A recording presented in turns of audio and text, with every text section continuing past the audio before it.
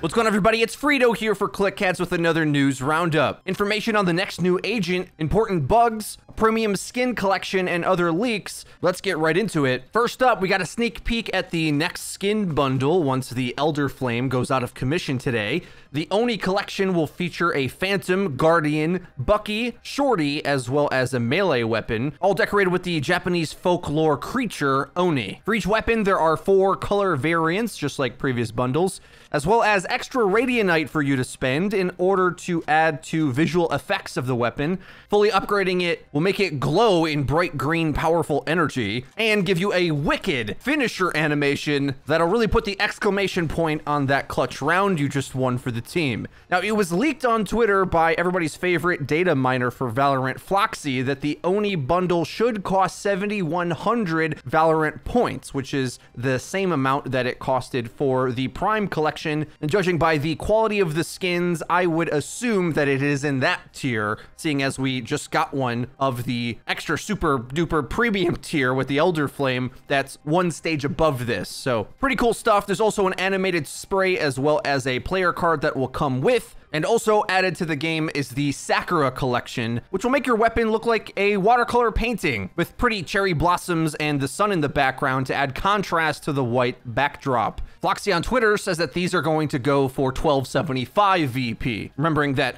these lower end skins typically aren't in a bundle, and that price I do believe is per individual skin, as they have been for this tier of skin in the past. We got a lot of other news to get to. I'm going to keep the skins in the background for you to oogle at them as we discuss the other things going on. Whenever a new patch drops, data miners like Floxy have their hands full collecting clues of upcoming content. This tweet is referring to some audio files that seem to indicate that Deathmatch is indeed coming soon. Remembering, of course, the next act of the episode is going to be in about 2 weeks, or the first week of August. And with those update drops, they like to collect together the things that they've been working on. So my hope is that this deathmatch mode comes in with that. But the other thing that we 100% know is coming is the new agent who we think is Killjoy, and so do many in the community. This, of course, is the silhouette that was teased at the announcement of the episode content drop system. Now it has been found put directly into the map of Split next to a poster. And according to the Valorant wiki, the map Split is in Tokyo, Japan. Between that and the poster next to the character, we may have more clues about this new agent. But hold on a sec. Why would there be a cardboard silhouette of the character and not the actual image of them? That doesn't seem to make any sense.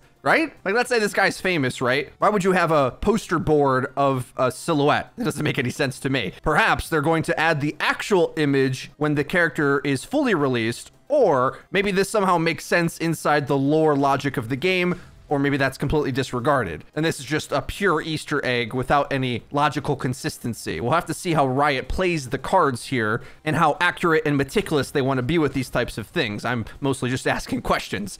What's more, data miner Schick finds a collection of voice lines directly relating to Killjoy, the suspected new agent. Little engineer, I borrowed one of your transmitters for my camera. I'll pay you back. Probably. I don't care how bright you are. You'll never be a Radiant. I don't care how bright you are. You'll never be a Radiant. Enough with the robots. I want their maker. Nerd. This further develops the story of Killjoy as an agent. We already knew he was an engineer, likely to have robot helpers. My guess previously that this would either be a Sentinel or Initiator type character, since he's surrounded with gadgets like Cypher or Sova. Let me know your theories in the comment section down below. And hey, while you're down there, you can hit the bell icon to be directly notified straight to your cell phone when our videos are released. So be sure to click the bell and don't miss out. Now, next up, there was more leaks as well. Floxy found some act rank icons and borders. These look kind of weird to me, and they might indicate that each act, there may be a sort of SR soft reset of sorts. It's been discussed by Riot in the past. Nothing really set in stone on how they're going to handle that. My issue would be these icons are replacements for the ones we already have, and they're so much more simple. But if you combine with the fact that there is a border that you can gain, which perhaps is either just the battle pass itself or a separate leveling system that they've yet to introduce. Who really knows? This looks to be something that is a bit more of a cataloging tool for your previous ranked play and probably gives you something to unlock and work towards as you're playing the game. Other really important updates, it was posted on Reddit yet again, evidence of really buggy head hitbox registration on players that are crouching. We've shown this in a variety of different ways and times. The problem is the hit indicator looks like it connects on the head but counts as a body shot for whatever reason. Riot Sobi responds on Reddit saying that they're aware of the issue and looking into it. A similar bug gets sent to Morello, showing off the really poor hit detection on the melee weapons in this game, which is another thing that they're aware of. I don't think these problems are going away anytime soon, so be sure to adapt your gameplay accordingly. Next up, some esports news. 2 Valorant Now former pro players have been permanently banned for using hacking software in professional tournaments. Players Fox and Weak were spotted by the Vanguard security system and now will be barred from competitive play. Publicly, the player Weak said some confusing things, saying that he and his friend are among the best players in Valorant with or without cheating, which seems hilariously easy to say. And Fox cited poor mental health and depression as the reasoning behind his actions. And now we'll take the opportunity of the forced break to focus on his personal life and school. On a happier note, this past week saw the We Play Valorant Invitational, where G2 put their foot down yet again to prove to be the strongest team in Europe, headed by the 2 powerhouse carries for the team, Mixwell and Artis. And because they've been blowing teams out so badly in the European scene, the debate over which region is stronger still rages on. On the broadcast, Artis was asked this very question and seems to be pretty confident that he and his team could take down even the best NA has to offer. See, this, from what I see, is they're underdeveloped. I think, like, if we played the NAC right now, I think we'd win. Like obviously, this is like, obviously, I'm going to say that, but the thing is, I feel like they have the same problems that we have, where you look at a few of them teams, like, they have a few players weighing them down. Like, if you look at TSM, like, Wardell's unbelievable, Sub Rosa unbelievable. I think they have Relics as well, I think. But then you look at the other 2 players, like, I think it's Hayes and Cutler.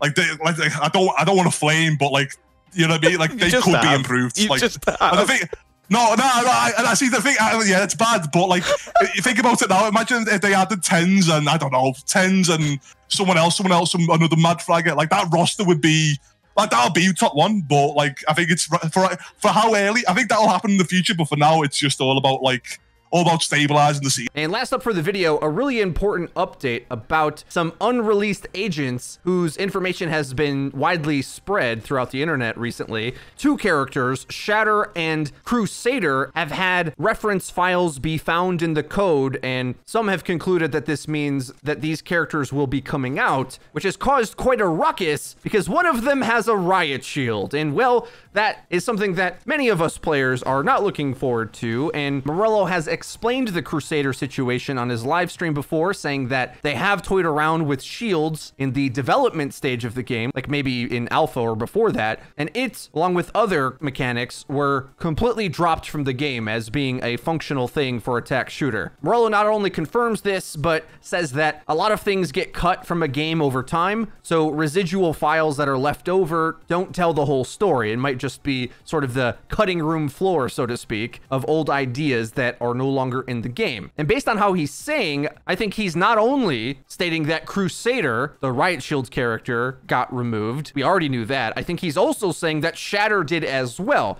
which either means his ability set was removed from the game completely, or perhaps was reworked into Phoenix, who had a lot of similar sounding abilities. Perhaps we'll get clarification on that one day. And well, that's everything for today's news roundup video. I hope you guys did enjoy it. If you did, please be sure to leave it a like. It really does help us out, lets us know that you're enjoying the content. And if you haven't already, be sure to hit subscribe and the bell to actually get notified when our videos come live. You can check out our Twitter, linked in the description, so you can see our tweets talking about the news, as well as the state of the game. That's been it for me. I've been Frito for ClickHeads. We'll see you guys next time.